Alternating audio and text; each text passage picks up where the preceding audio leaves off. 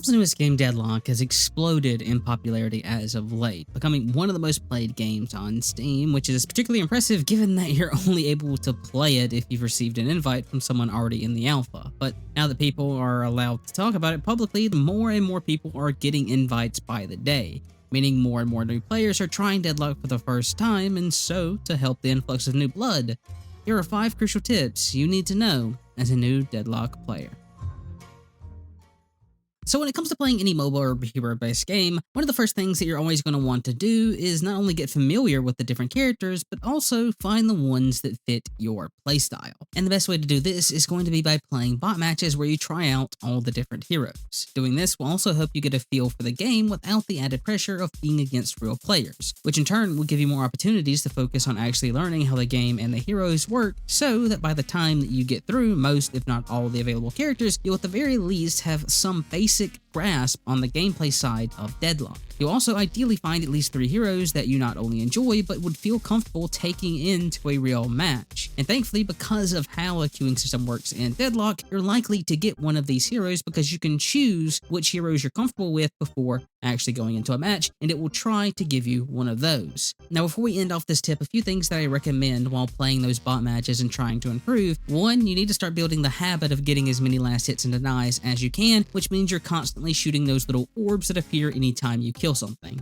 2, you should explore and learn the map layout, get comfortable with where things are and how you're going to traverse through it. And 3, get used to managing your stamina and using your mobility so that you're not only able to get around the map faster, but you're also able to better dodge the enemy. Moving into real games, the biggest hurdle for you to overcome as a new player is going to be the laning phase, because how you do here is going to set the pace for the rest of the game. If you do well, then you'll go into a strong mid game, but if you do poorly, then you'll be constantly playing this game of catch-up or be forced to rely heavily on your team. But with that being said, how do you succeed in the early game? Well, it's actually pretty simple.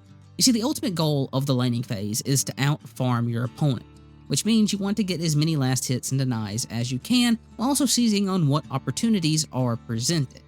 And the reason that this matters so much is because the faster you're able to get souls, the faster you're able to get items, which offer you a boost in power that further pushes the lane in your favor, which is also why you want to buy items as often as possible, going back to the shop when you have enough souls. That being said, you also need to be smart about when you back for items, doing so after killing off waves of minions or pushing into the enemy's guardian. That way you're not missing out on souls while getting your items. Now, the last thing we should talk about in reference to the laning phase is when to fight and go for kills, because this is likely going to be the biggest pitfall that you as a new player are going to fall into. As we established earlier, the most important thing to do during the laning phase is to out-farm your opponent. And while killing your opponent will definitely help with this, that's only true if you're actually able to get the kill, and in doing so, you're not putting yourself behind by missing farm, or in the worst case scenario, getting yourself killed. It's for this reason that the only times you really want to go for kills during the laning phase is basically if it's guaranteed. And you enable this by whittling away at your enemy while you're farming, either by peppering them with your weapon or catching them with your abilities. Eventually, they'll get low enough that they're forced to leave the lane to heal, buy survival items, or you're able to just pick up an easy kill on them. There's also going to be times where going for kills is just out of the question. For example, in this game, despite the fact that we have incredible kill potential with our heroes, the enemies outrange us, and so they stay under the Guardian basically the entire laning phase, which means going for any kills puts us at significant risk. But despite this, we end up winning the lane by a significant margin, because we don't go for those greedy kills, instead choosing to just farm the lane and push, allowing us to take the Guardian pretty early, removing their protection, and allowing us to kill them immediately after. As you exit the early game and start heading into the mid to late game, you might end up finding yourself a bit confused as to what you should be doing at any given time.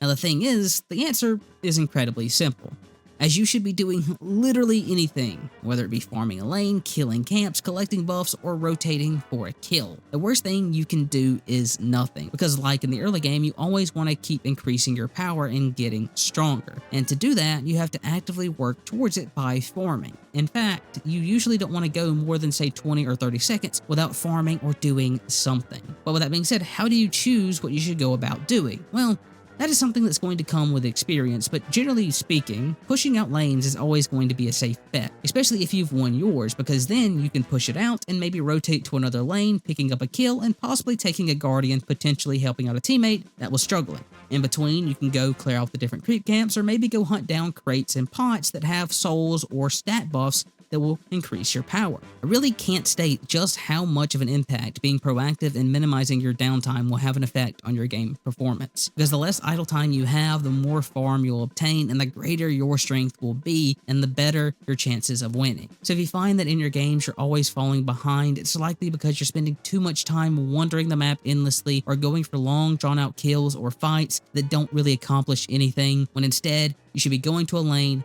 pushing it out to get the free farm, or going for the easier kills on the people that are out of position and don't have backup. Of all the elements found on your UI, the one that you need to give the most attention to is your map, as the information that you're able to glean from this one element can literally be the difference between winning or losing. It tells you where your allies are, where your enemies are, where to find objectives or camps, and it even shows you how pushed out lanes are, which, going back to the previous tip, helps you better judge what you want or need to do around the map. If you see a lane is pushed up, you can rotate to push it out. Or if you see an enemy is out of position, you can try for an easy kill. But the information that you're able to get from your map doesn't stop at what it shows you.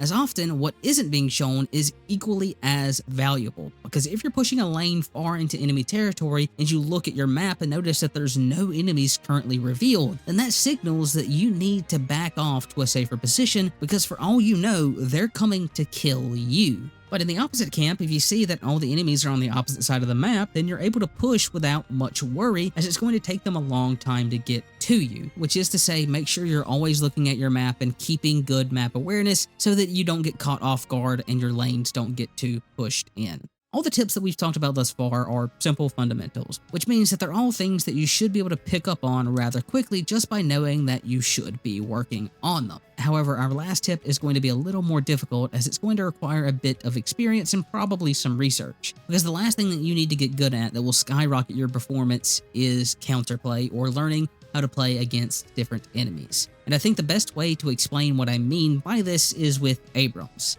So as a hero, Abrams is incredibly tanky thanks to his kit's innate healing, and that tankiness is something that makes him incredibly difficult for new players to handle, because more often than not, their go-to method with dealing with him is going to be brute force by buying more damage in an attempt to get through him. However, the problem with this is while you're buying damage, he's buying more tankiness, meaning that you're still unable to kill him. So what you should be doing instead is taking a step back and identifying the problem, then looking for a proper solution. The problem is that Abrams' healing makes him incredibly tanky. So the obvious solution is to somehow dampen his healing, which is something you can do very easily, because for only 1250 souls you can pick up something like a Heal's Bane or a Decay, which reduces the Abrams healing by 40 to 50%. Or for 3000 souls you can pick up Toxic Bullets, which will reduce it by 55%. Either way, by getting a single item, you'll vastly reduce the Abrams durability. But counterplay isn't just about dealing with singular heroes, because you also need to learn how to build around the enemy team as well. If the enemy has a lot of debuffs, then you're going to want to get things like Debuff Reducer. If the enemy has a lot of crowd control, then you'll want to get things like Reactive Barrier or Unstoppable. If the enemy has mostly spirit damage, then you'll want to build Spirit Defense. If it's mostly bullet damage, you'll want to build Bullet Defense. You always want to be looking at your opponent, thinking what is the best way to win against them? What should I be building? How should I be playing? And what should I actively be doing? Now, before we end things off, I want to give one last bonus tip, which is take advantage of the Browse Guide function. Because as a new player, you're not going to know the best way to build your hero, and so you should lean on the knowledge of those that do, which is what the Browse Guide function does, as they're guides made by very skilled players who know what they're doing. But anyways, with all that being said, I hope you found this video enlightening, and if you did, please consider liking the video and maybe subscribing to the channel. Also consider checking out some of my other videos if any of them catch your eye, but with that, I thank you for watching, and I wish you the best in your future matches.